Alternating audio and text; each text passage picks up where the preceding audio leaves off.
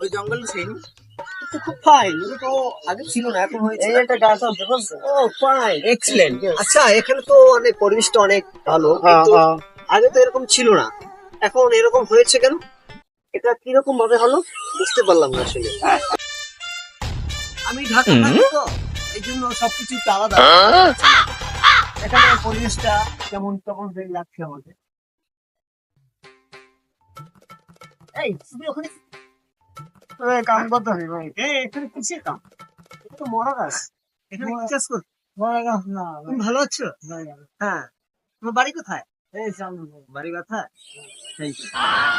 ওকে, ভালো থাকো। আমি ঢাকা থাকি তো, এই জন্য।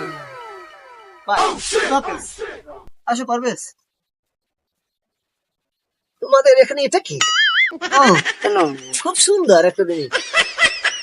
এটা এটা মনে হচ্ছে ইটালিয়ান তৈরি, খুবই সুস্বাদু খাদ্য। এটা মনে হচ্ছে আমাদের বাঙালিরা পছন্দ করে না।